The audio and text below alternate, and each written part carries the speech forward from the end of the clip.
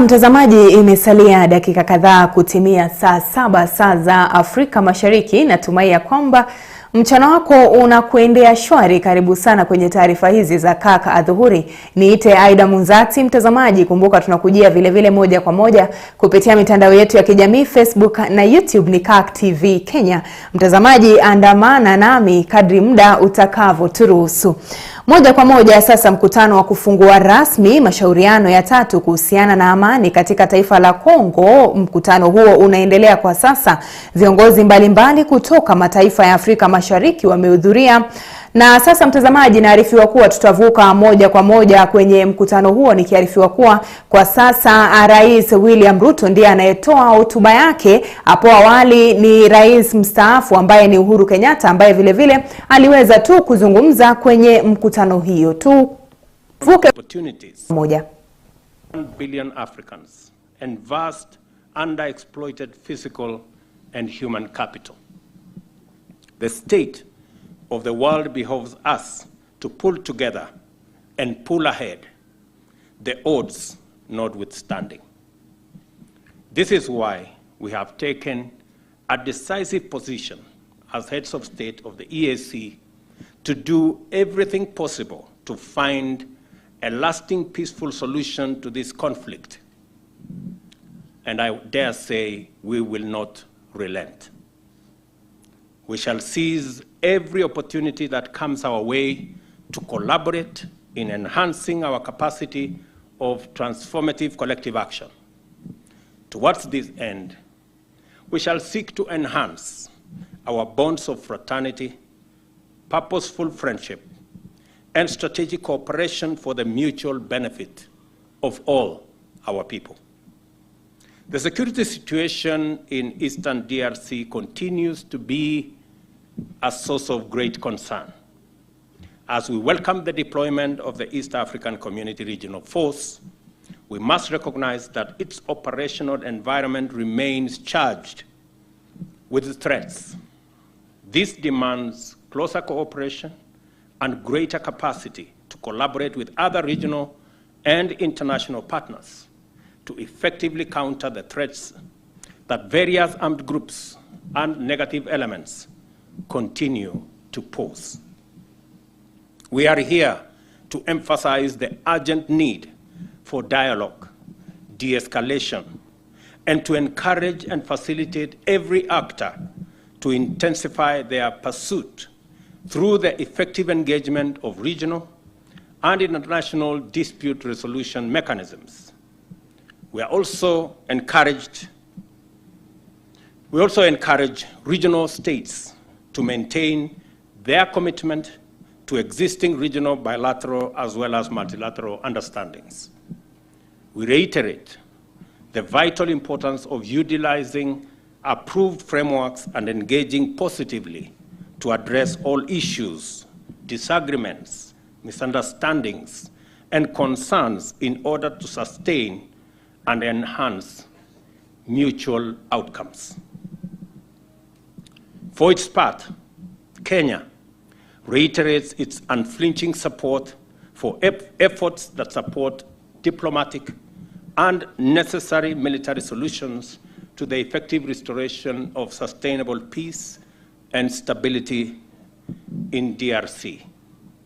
We emphasize that regional peace and security remains our collective enterprise. Specifically for Kenya, you may wish to know, and I'm telling this to my brothers from the DRC, you may wish to know that my predecessor, President Uhuru Kenyatta here, and myself were on different sides of the political contest 2 months ago. And the competition was stiff. But after the election, I met His Excellency the President. I looked at him in the eye and I told him, Mr. President, you have started a very important process in EAC. I would want you to continue that process. And he told me he was ready to do it. despite all that had gone on, because of the interests of our nation, because of the interests of our region, because of the interests of our continent, and because peace is important to Kenya, to DRC, to our region, President Kenyatta has done a wonderful job as he facilitates this process, because collectively as a country, we value peace.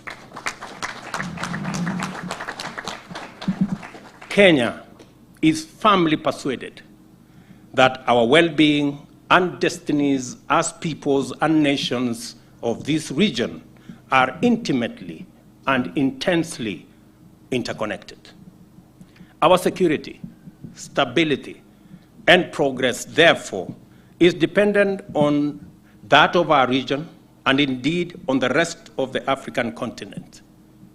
Consequently, the pursuit of peace and stability is not only desirable and beneficial, it is the inevitable precondition for socio-economic transformation and shared prosperity. Kenya thanks the East African Community Secretariat and the Africa Union for the commendable efforts made so far towards implementing the decision and directives of the 22nd Ordinary Summit of the EAC Heads of State. I also take this opportunity to strongly reiterate the call for EAC member states, our partners, and other stakeholders to act swiftly on respective commitments that we have been made. I want to thank President Suluhu Hassan, the President of Tanzania, for committing to support this process financially. I also wish to thank President Kagame for also committing to support this process financially. And also President Yoweri Kaguta Museveni for also committing to support this process financially. There is no greater demonstration of commitment from the EAC than the one that I have seen from the various heads of state of our region. Yesterday, bila shaka ni moja kwa moja kutoka taifa la DRC ambapo ama tu kutoka taifa hili la Nairobi, mtazamaji, ambapo kongamano la amani nchini katika demokrasia ya Kongo linaendelea ukijaribu tu kutafuta mwafaka kuhusiana na swala la usalama ama ukosefu wa usalama ambao unazidi tu kushuhudiwa kwenye taifa hilo la Kongo. Na mtazamaji, kama ulivyosikia hapo, Rais William Ruto ameweza tu kumpongeza Rais mstaafu Uhuru Kenyatta pamoja na marais wengine katika muungano huu wa Afrika Mashariki, akiweza tu kuwashukuru kuhusiana na mchango wao katika tu kuhakikisha kwamba taifa la Kongo linapata amani. Na kongamano la amani nchini demokrasia ya Kongo awamu ya 3 limeng'oa nanga rasmi hii leo jijini Nairobi. Kongamano hilo linalowahusisha marais wote wa mataifa ya Afrika Mashariki na Felix Tshisekedi wa DRC linaongozwa ama linatukia wakati ambapo mapambano ya majeshi ya serikali na waasi wa M23 yanaendelea katika eneo la kaskazini mashariki nchini humo. Rais mstaafu wa Kenya Uhuru Kenyatta, anayeongoza ujumbe wa amani wa Afrika Mashariki nchini humo, amezungumza na kusema kuwa kurejea kwa amani nchini humo kunategemea na uamuzi wa wananchi wa taifa hilo. Tuweze tu kusikiza Rais mstaafu Uhuru Kenyatta alikuwa na yapi kusema kwenye kongamano hilo la amani. Na nimewaambia sana hata vile tuliongea wakati tulikuwa Kinshasa. Na fadha unakumbuka ya kwamba amani ipatikane, haitapatikana kutoka wengine, itatokana kwenu nyinyi wenyewe. Nyinyi wenyewe mkubali ya kwamba nchi ni yenu na mnaitakia amani, na mnataka sasa majembe, vyombo vya kujenga manyumba, muweze kuhakikisha ya kwamba utajiri wa Kongo ni wa kuwasaidia, sio wa kumwaga damu zenu. Na nyinyi mjue hakuna mwingine ana huo uwezo wa kuleta amani ya kudumu isipokuwa nyinyi wenyewe. Yetu ni kuwasaidia, yetu ni kuwashika mkono, yetu ni kuwaombea, lakini jukumu kubwa itakuwa nyinyi wenyewe kama Wakongo, mkishaamua ya kwamba mtaishi pamoja kwa amani, kwa manufaa yenu na vizazi ambavyo bado vitakuja. Mungu awabariki, Mungu awaongoze. Tutakuwa pamoja mpaka siku ya mwisho ya huu mkutano. Asanteni sana. Na bila shaka ni Rais mstaafu Uhuru Kenyatta akiweza tu kutoa hotuba yake kwenye kongamano hilo la amani kuhusiana tu na taifa jirani la Kongo, ambapo wanajaribu kutafuta mwafaka kuhusiana na utovu wa usalama unaokumba taifa hilo. Awali tumeweza kumsikia Rais William Ruto vile vile akitoa hotuba yake na kutoa kusema kwamba ataweza tu kushirikiana na mataifa yote ya Afrika Mashariki na kuleta amani kwenye taifa hilo.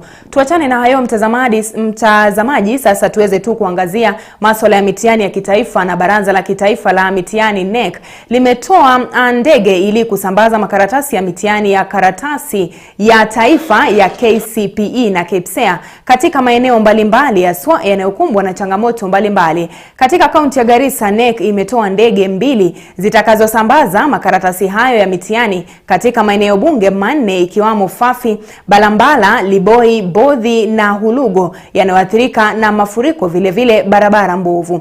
Akitoa taarifa kwa vyombo vya habari punde baada ya kushuhudia kufunguliwa kwa shehena za makaratasi ya mitihani, Kamishna Boaz Cherutich amesema kuwa ndege hizo vile vile zitatumika kusafirisha mitihani katika maeneo yanayoathirika na utovu wa usalama. Haya yanajiri wakati ambapo waziri wa elimu alitoa hakikisho kuwa usalama utaimarishwa na kuwa hakutakuwepo na visa vya wizi wa mitihani. Officially, mambo ya national exam ya 2022 tulianza hapa saa 11. Tumepeana exam ya grade 6 na pia class 8. Tuko tayari, tumepanga sawa. Tuko na transport ya kutosha ya kuhakikisha kwamba mtihani umefika katika examination centers mapema, na pia tumepanga security ya kutosha. Hakuna exam ambaye itaondoka hapa kwa hii container bila kuwa na askari. Na pia tumeagiza askari wetu pamoja na center managers wahakikishe kwamba mtihani ikitoka hapa iende mpaka kwa examination center, na wahakikishe kwamba hiyo mtihani isiibiwe. Na pia tumewahakikisha kwamba hakuna mobile telephone numbers zinatakiwa kwa examination center, na pia wahakikishe kwamba hakuna wakeni ambao wanatembea katika examination centers ofyo.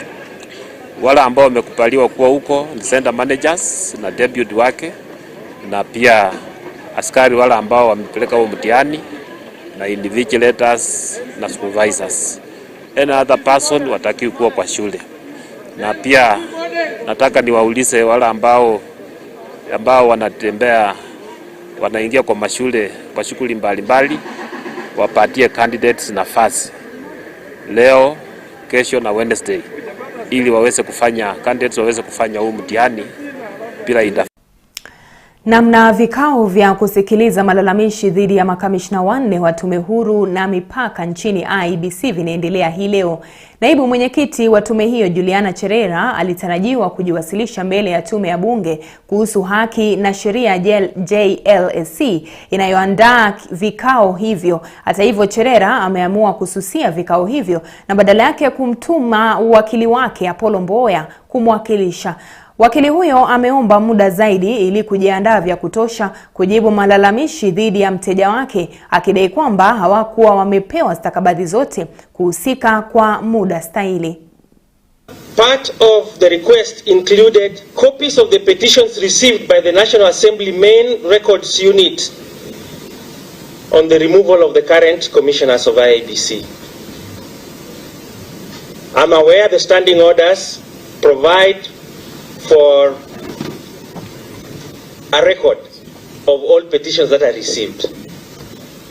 The clerk did not provide that. I don't want to regurgitate the other ones that are listed there on page 2. They have not been provided.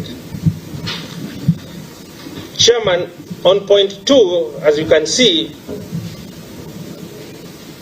and I thank God because there are several lawyers here and we litigate. Chairman, even before court, if you are provided with a petition, the minimum you'll ask for is 14 days to respond. This is a quasi-judicial proceedings. I'm bringing that one out so that you understand. The petitioners presented on 24th and 25th. We are today 28th. I invite this committee to look at Article 50 of the Constitution on fair hearing, which requires adequate time and facilities to prepare a response. Chairman, I go to point number 3 on that list.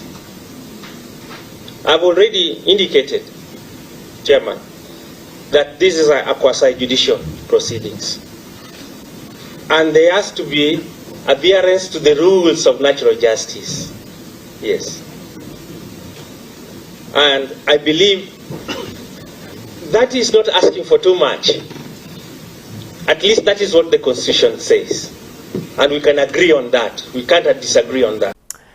Na kwingineko, wanachama wa bunge la wananchi wamefanya maandamano nje ya bunge kuu nchini kutokana na tashwishi ya kamati ya pamoja ya haki na sheria inayohusiana na makamishna wanne wa tume ya uchaguzi IEBC. Haya yanajiri huku kiongozi wa muungano wa Azimio la Umoja One Kenya Raila Odinga akitarajiwa kuanzisha mikutano ya hadhara jijini Nairobi Jumatano hii katika uwanja wa Kamukunji. Baadaye kinara huyo anatarajiwa kuendeleza mikutano sawia kwenye kaunti za Kakamega, Mombasa, Nakuru na Kisumu.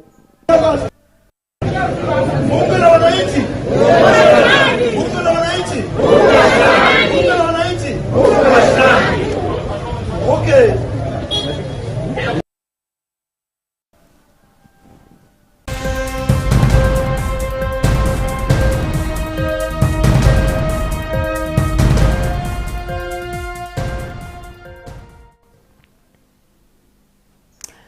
Na mtazamaji, taifa la Uhispania laongoza kwa alama 4 katika kundi A baada ya kutoka sare ya bao moja na taifa la Ujerumani, huku Ujerumani wakiwa katika fursa ya mchujo baada yao kukosa ushindi hata mmoja.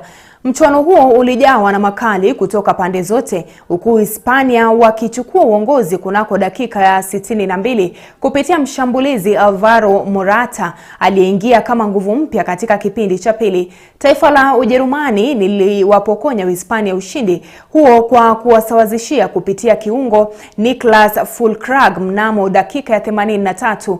Ujerumani watachuana na Costa Rica Alhamisi hii, huku wakitarajia ushindi ili kufuzu awamu ya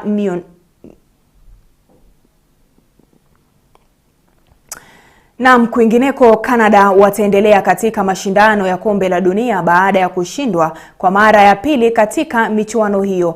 Kuchujwa kwao kunajiri baada ya taifa la Croatia kuwabwaga Canada mabao 4-1 na kujitia kileleni kwa kundi F. Licha ya Canada kuchukua uongozi dakika 2 baada ya mchuano huo kung'oa nanga kupitia winga Alphonse Davies, mshambulizi Andrzej Kramaric aliwasawazishia kunako dakika ya 34 na kuongeza bao jingine katika dakika ya 70. Marco Livaja na Lavro Majer walifunga mabao mawili kila mmoja wao mnamo dakika ya 44, na katika dakika za nyongeza Croatia watafuzu katika awamu ya muondoano iwapo watawapiku Ubelgiji katika mchuano wa mwisho wa makundi.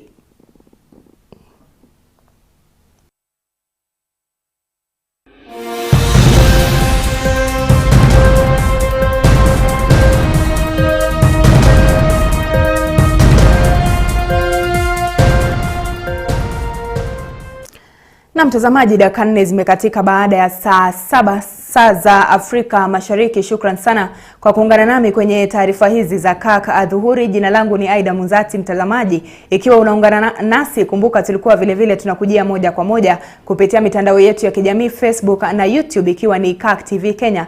Tukutane tena mtazamaji mida ya saa 12:30 kwenye taarifa za Kirk Machweo, na kutakia mchana mwanana.